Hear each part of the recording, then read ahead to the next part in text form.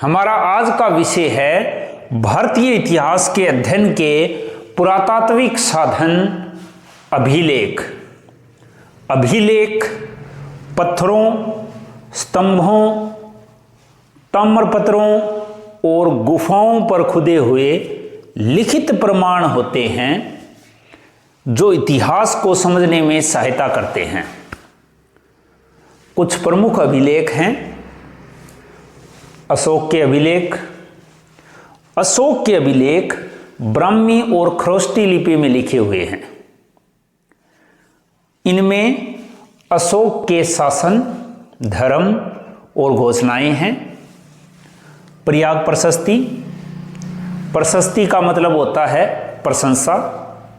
प्रयाग प्रशस्ति में समुद्रगुप्त की सफलताओं और जीत का वर्णन मिलता है। इससे गुप्त साम्राज्य की शक्ति का पता लगता है। मेहरौली लोह स्तंभ। मेहरौली लोह स्तंभ में चंद्रगुप्त मौर्य की कीर्ति और उनके द्वारा सिंधु नदी पार का क्षेत्र जीतने का वर्णन मिलता है। हाथी गुफा अभिलेख कलिंग के राजा खारवेल की जीवन, सफलताओं और जीत का वर्णन इनमें मिलता है। प्राचीन भारत में गुफा को गुम्फा लिखा जाता था, इसलिए जो ओडिशा में ये गुफाएं हैं और इनमें अभिलेख मिले हैं, इन्हें कहा जाता है हाथी गुफा अभिलेख। ऐहोल अभिलेख चालुक्य सम्राट पुलकेशिन द्वितीय के द्वारा कन्नौज के राजा हर्षवर्धन पर जीत का वर्णन ऐहोल अभिलेख में मिलता है।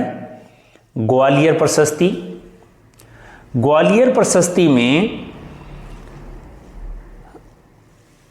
ग्वालियर के राजा भोज प्रतिहार की सफलता और जीत का वर्णन मिलता है। संगीत अभिलेख पुदुकोट्टा में मिले हैं।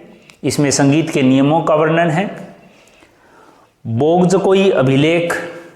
बोग्जकोई अभिलेख एशिया माइनर में मिले हैं। इनमें वैदिक देवताओं का वर्णन मिलता है।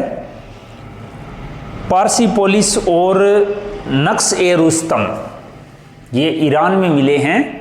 इनमें भारत और ईरान के संबंधों की जानकारी मिलती है।